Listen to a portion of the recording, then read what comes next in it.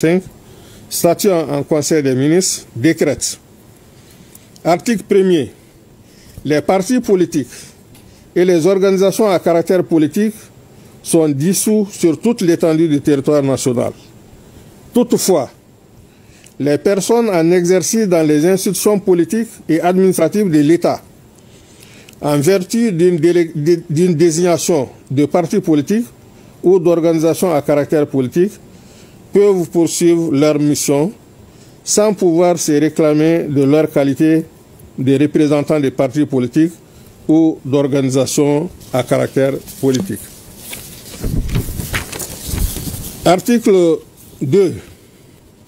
En vertu du présent décret, il est prescrit notamment l'interdiction de toute réunion des membres des partis politiques et des organisations à caractère politique dissous, l'interdiction à toute personne de favoriser la réunion des membres d'un parti politique dissous, notamment en consentant l'usage d'un local dont elle dispose ou la mise à disposition de tout autre moyen à but politique, l'interdiction de toute activité comme fondateur, président, directeur ou administrateur des organisations dissoutes.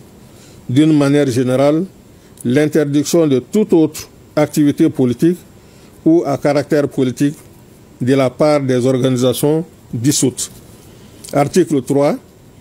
Toute violation des dispositions du présent décret expose les auteurs et complices aux sanctions prévues par les lois et règlements en vigueur. Article 4. Le présent décret abroge le décret 2025-0318 PTRM du 7 mai 2025 portant suspension des activités des partis politiques. Article 5. Le présent décret sera enregistré et publié au journal officiel. Voilà donc, madame, le contenu de ce décret. Voilà, vous venez de lire un décret présidentiel portant dissolution des partis politiques. Monsieur le ministre, quelle sera la suite du processus? Bien, la suite, c'est de donner des assurances au peuple malien et pour dire que cette mesure intervient à la suite de mesures précédentes. C'est-à-dire que vous avez vu, le président a promulgué une loi et abrogeant la charte des partis politiques et le statut de l'opposition politique.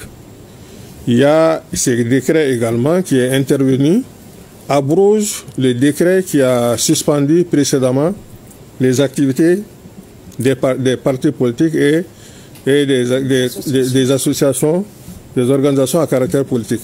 Donc tout ça pour vous dire que nous sommes dans un processus de réforme. Et vous avez bien suivi lors de l'entrée en fonction de ce gouvernement du général de division Blaise Mega, le président de la transition, chef de l'État, son Excellence le général d'armée Assimi Goïta, a assigné une mission précise consistant à poursuivre les réformes.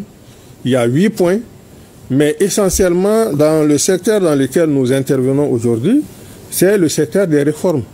Donc poursuivre les réformes afin vraiment de donner satisfaction au peuple malien sur la base de la mise en œuvre d'un certain nombre de recommandations qui ont été formulées lors des assises nationales de la refondation.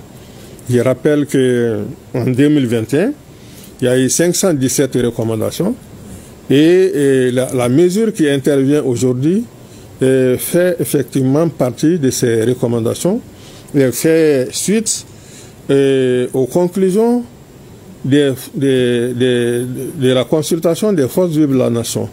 Parce que vous savez que pour la mise en œuvre des réformes concernant les partis politiques, il y avait 3 points. Et ces points ont fait l'objet de consultations. On a consulté les partis politiques, une série de consultations. On n'a pas eu satisfaction.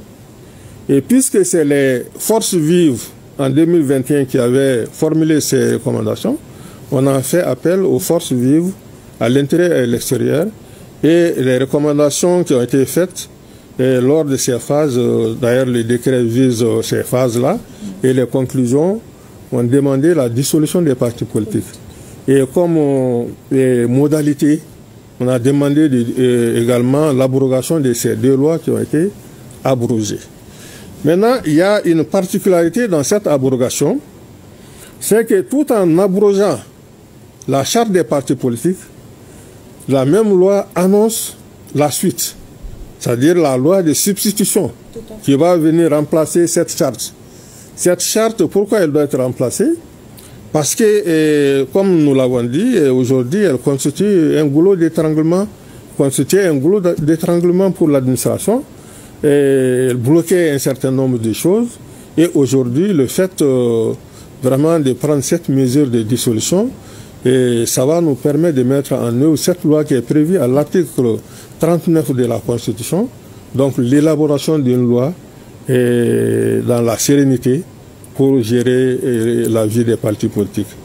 Et je précise également que les réformes qui sont intervenues, ce n'est pas seulement les partis politiques, les réformes sont intervenues dans tous les domaines. C'est-à-dire que la Constitution qui est intervenue le 22 juillet 2023, qui est une constitution elle-même résultant de la mise en œuvre des recommandations des Assises nationales de la refondation. Cette constitution, c'est l'acte fondateur de la République. C'est-à-dire que c'est la refondation même, et cette constitution a mené beaucoup de changements qui concernent tous les secteurs de la vie de notre nation. Et dans le domaine politique, par exemple, c'est une rénovation de la vie politique. Et vous avez vu que les différentes lois organiques qui sont intervenues, en vertu de cette constitution, modifient sensiblement le statut des députés, par exemple. Les députés avaient l'immunité totale, ce n'est pas le cas. Vous avez vu que cette constitution a durci la formule de prestation de serment du président de la République, avec à la clé une procédure de destitution. Il y a également la destitution d'un certain nombre de présidents d'institutions. Tout ça pour dire que la volonté, c'est vraiment d'assurer la gouvernance vertueuse qu'attend notre pays.